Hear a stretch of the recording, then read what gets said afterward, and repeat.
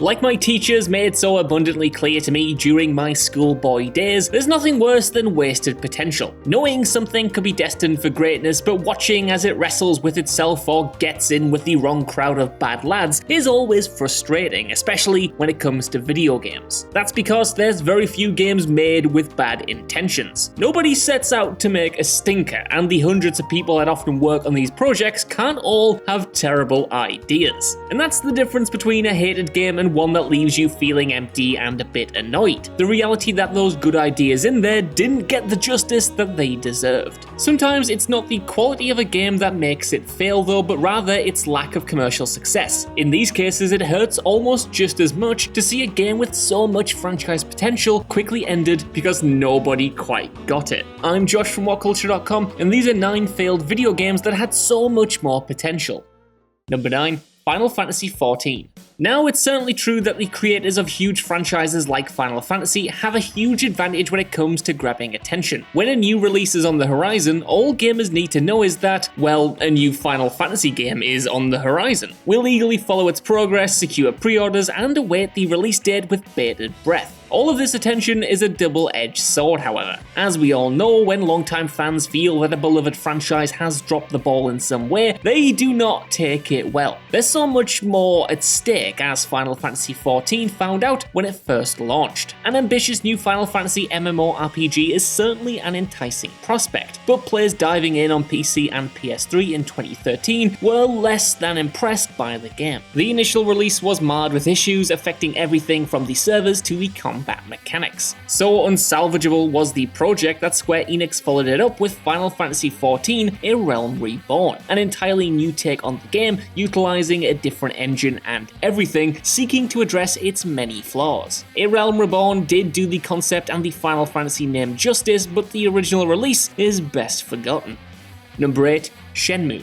Gamers of a certain age will remember a time when Sega was a force to be reckoned with in the console world. Sadly, the company had to drop out the console manufacturing race eventually, and their final swan song in that regard was the ill-fated Dreamcast, a neat system that was ahead of its time in all kinds of ways. I mean, get a load of that controller, or that bizarre Tamagotchi-esque memory card thing, the visual memory unit or whatever it was called. There were some neat ideas on this machine. The console was something special for sure, and it is a bit of a cult favorite today. However, Sega's futuristic baby didn't get much support, but it boasted some fantastic games in its limited library. One of its standout titles was cult favorite Shenmue, a 1999 open-world action-adventure experience. The fans who loved it absolutely loved it, but the problem was it cost an absolute bomb to make, with presentation, realism, and depth that was remarkable for its time. It was a true epic, with a singular vision that appealed only to a specific type of fanbase. Sadly then, this impressive title was super expensive to create, and it only got barely a fraction of the sales it deserved. Still, its cult fanbase continues to love it today. It just took a long time to fully get the recognition and a third game that it deserved.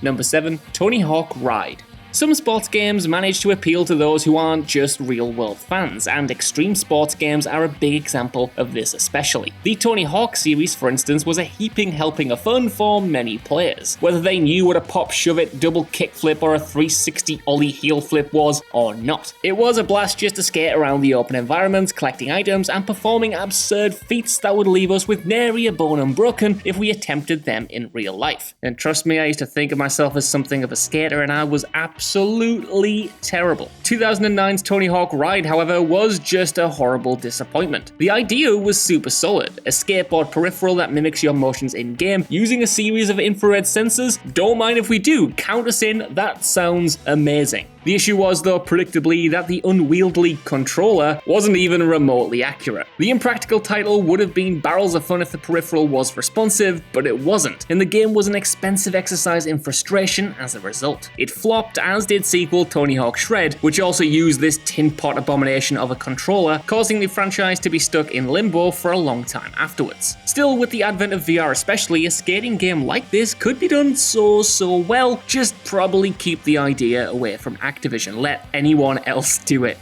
Number 6. Umbrella Corps. Now here is a curveball of an entry. As franchise fans will know all too well, Resident Evil in the early 2010s completely lost its way. The Fantastic Fourth entry marked a real paradigm shift for the franchise, from a slow burning and super tense survival horror to a gung-ho shooterama, in which the player lets off more rounds than Arnold Schwarzenegger does in the last half an hour of Commando, which, if you have not seen that movie, is a lot. Of course, shooters always have been and always will be a huge deal in gaming, and there were many fans who were totally into the more third-person shooter-like angle that Resident Evil 5 and 6 took. For those fans, the ill-fated Umbrella Corps really could have been something special. In this spin-off, teams of mercenaries from around the world battle to take possession of what remains of Umbrella's deadly work. It's a multiplayer-based squad shooter, with the action taking place in various iconic Resident Evil locales. All of the vital fan service elements were there, and in short, this could have really been a hit if they put any love at all into it. Sadly, it just wasn't fleshed out enough. The single-player content in particular was very lacking, and it was a step too far into generic shooter territory. This budget release had some real potential and could have been good had it been treated as more than a cash-in. In the end, though, it met much the same fate as the similar Resident Evil Operation Raccoon City, judged as mediocre and largely dismissed. Number 5. Fallout 76. Believe it or not, right, but if you go back to the videos we did of Fallout 76 before it was even officially announced, you'll see a fresh-faced version of me talking about how he's actually excited for this game. Though a lot of people instantly hated a multiplayer version of Fallout, I actually had high hopes. If Bethesda could transfer their freeform RPG series to a co-op multiplayer setting without sacrificing the core of what made the main series so appealing, it could have been a whole load of fun. I mean, what isn't better with friends? Of course, in hindsight, that was a big if, and the developers quickly proved they weren't up to the task of actually pulling it off. Fallout 76 ended up being a botched mess, riddled with technical issues and a boring design philosophy that made the game no fun even when it was actually working. However, I still stand behind my initial assessment. There is a way to do this concept right, and the developers are edging ever closer to it. Will they ever get there? Probably not, and they've probably poisoned the well for future attempts as well, but this didn't have to go this way. Number 4. The Order 1886.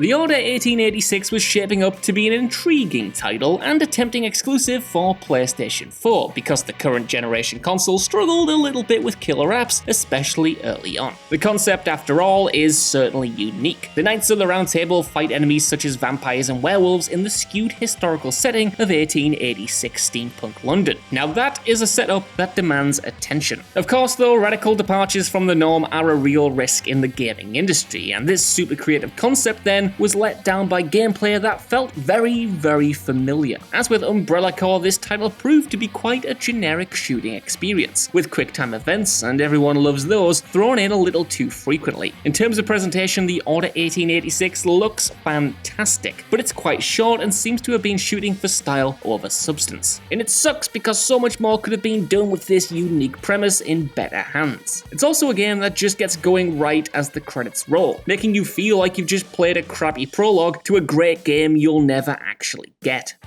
Number 3. Aliens Colonial Marines. I think we can all agree that this one really stung, because Aliens Colonial Marines also had a winning premise on its hands. A follow-up of sorts to the Aliens movie, it would see players take on the role of a hapless Marine charged with trying to retrieve survivors from the movie's stricken spacecraft, the Sulaco. All Gearbox had to do was nail the blend of intense shooting action and tense horror gameplay as Doom 3 did, and it could have been the game that finally did the franchise justice. Alas, that just wasn't to be. Aliens Colonial Marines instead suffered from awful enemy AI and was very samey and unoriginal throughout, not to mention its heap of technical problems. It was a fantastic license with the potential to become a killer title, but it did not live up to any of that. And even all these years later, it still stings. Number 2. Mighty Number 9.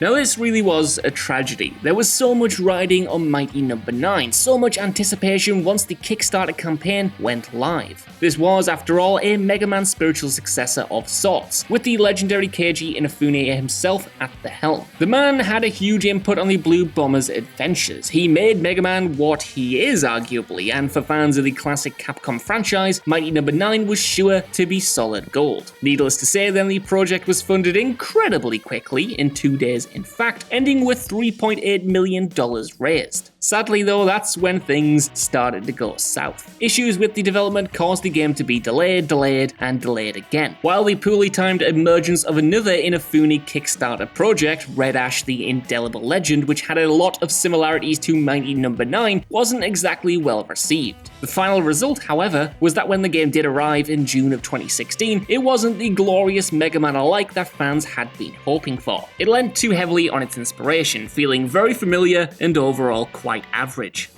Number 1. E.T. the Extraterrestrial.